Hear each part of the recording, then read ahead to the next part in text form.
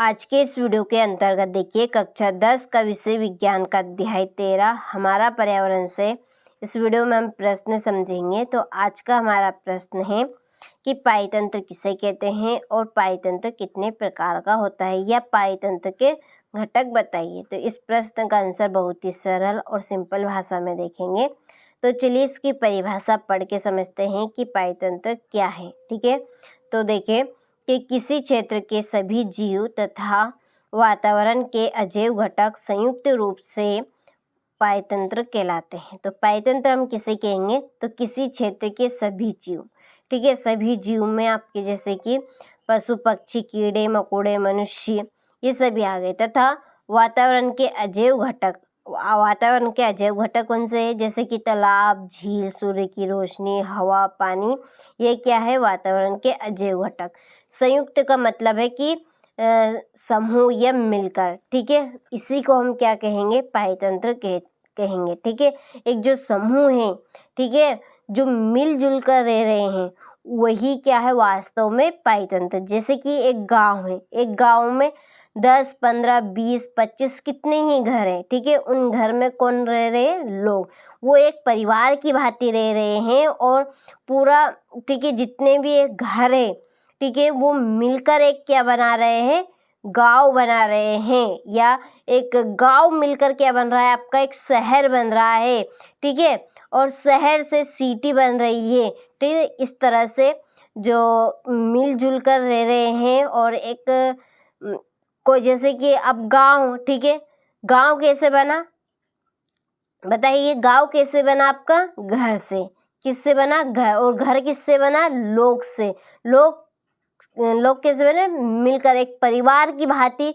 जब लोग रहते हैं तो एक परिवार बनता है, परिवार से घर बनता है, घर से गांव बनता है। ठीक है, तो उसी तरह से पाइतंत्र भी क्या है, पाइतंत्र वही है जो मिलकर एक घर बनाते हैं। ठीक है, एक घर से एक गांव बनाते हैं और गांव से एक शहर बनाते हैं या सिटी बनाते हैं, वही क्या वास्तव में पाइतंत्र है। तो किसी जगह के सभी जीव तथा वातावरण के अजैव घटक संयुक्त रूप से पाइतंत्र कहलाते हैं। तो पाइतंत्र आपका 2 प्रकार का होता है। कितने प्रकार का होता है, 2 प्रकार का। ठीक है, चलिए यहाँ पर हम समझेंगे पाइतंत्र कितने प्रकार का होता है, 2 प्रकार का। कौन कौन से, एक तो ये आपका जैविक, ठीक है, जैविक घटक। कौन सा है, जैविक घटक। जैविक घटक किसे कहेंगे हम, जिनमें जान होती है। क्या होती है, जिनमें जान। अब जान किन किन में होती है, पेड़ पौधे में भी जान होती है। ठीक है, वो भी सांस लेते हैं। ठीक है, पेड़ पौधों में क्या होती है, जान होती है। पशु पक्षी पक्षी में जानवर आ गए, सभी जानवर, चाहे आपके बिल्ली कुत्ता गाय भैंस बकरी भेड़ हिरन हाथी, ये सब किस में आ गए, पशु में आ गए। ठीक है, पक्षी में आपकी सारी पक्षी जैसे कि कोयल हो गई, चिड़िया हो गई, इसके बाद में कौवा हो गया, ये सभी क्या है, चिड़िया। ठीक है, पशु पक्षी इनमें भी जान होती है। मनुष्य भी क्या है, एक जैविक घटक है, क्योंकि मनुष्य खाता भी है सांस भी लेता है चलता भी है सब करता है। तो ये क्या है, जैविक घटक है जिनमें जान होती है। ठीक है, और दूसरा है अजैविक घटक। अजैविक घटक हम किसे कहेंगे, जिनमें जान नहीं होती है। हवा में जान होती है क्या, बताइए, नहीं। पानी में जान होती है क्या, नहीं।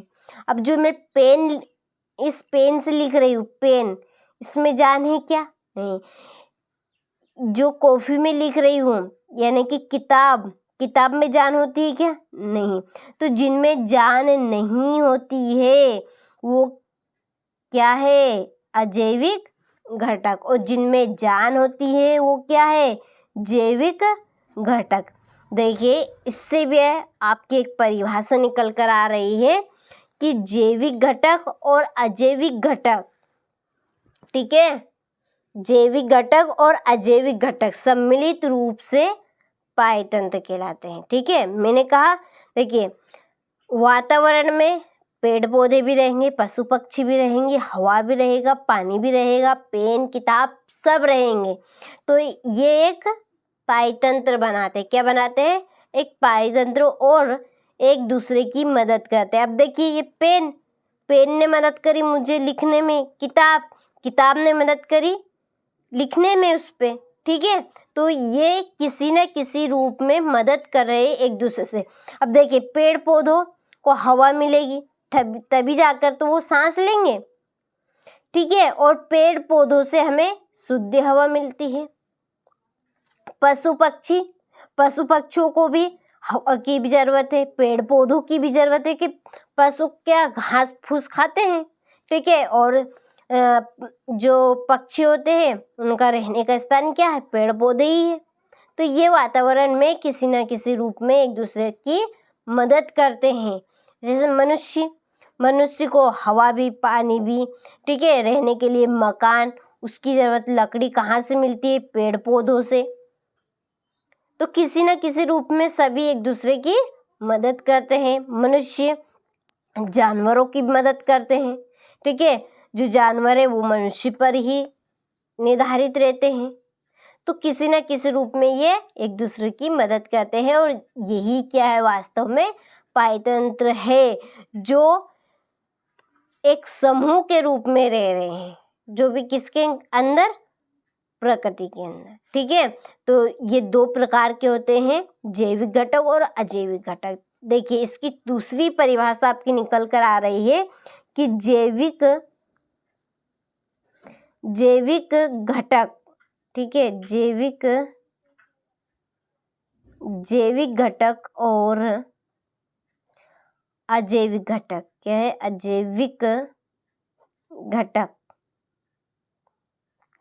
अजैविक घटक सम्मिलित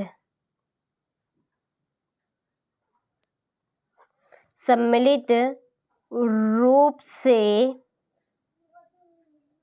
पायतंत्र कहलाते हैं। ठीक है, क्या कहलाते हैं? पायतंत्र। जैविक घटक और अजैविक घटक सम्मिलित रूप से पायतंत्र कहलाते हैं। ठीक है, और जो पेड़ पौधे, पशु पक्षी, मनुष्य, ये क्या है? ये है आपके जैविक घटक, और हवा, पानी, पेन, किताब, जैसे टेबल, ये सब क्या है? अजैविक घटक है। ठीक है, तो जहाँ पर ये आप कह सकते हैं जहाँ पर जीवित चीजें और निर्जीव चीजें मिलकर रहती है उसे क्या कहेंगे? पायतंत्र कहते हैं। क्या कहेंगे उसे? जहाँ पे, ठीक है, जहाँ जीवित, ठीक है, जीवित, मैंने आपको बताया जीवित चीजें जिनमें जान होती है, जीवित चीजें, और इसी का उल्टा है बस, और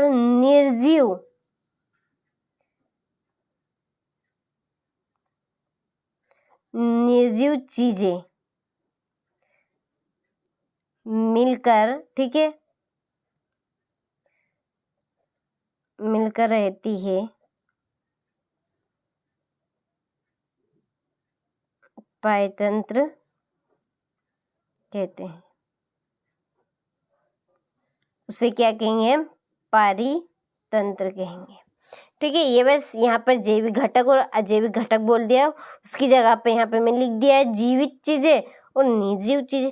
आप परिभाषा कैसे भी बना सकते हैं। ठीक है, चलिए, तो ये था आपका पायतंत्र। अब इसको आपको नोट्स में कैसे लिखना है, तो ये यहाँ से आप लिखिएगा।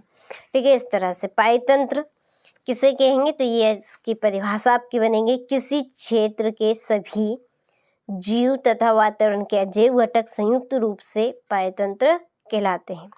और दूसरे शब्दों में ये रही आपकी परिभाषा, यहाँ पर आप लिख सकते हैं दूसरे शब्दों में। ठीक है, स्टार बनाकर लिख दिए मैंने दूसरी परिभाषा कि जैविक घटक और अजैविक घटक सम्मिलित रूप से पायतंत्र कहलाते हैं। ठीक है, चलिए, जैसे कि बगीचा, बगीचा एक पायतंत्र है जो कि मानव निर्मित है। क्या है? मानव निर्मित। तो जो मनुष्य ने बनाए हैं उन्हें हम कहेंगे मानव निर्मित, और जो पहले से प्रकृति में है उन्हें हम कहेंगे प्राकृतिक। ठीक है, जैसे कि वन हो गया, तालाब हो गया, झील। ठीक है, वन, बगीचा, बगीचा भी एक वन ही है, लेकिन जो पहले से प्रकृति में मौजूद है उसे हम वन कहेंगे।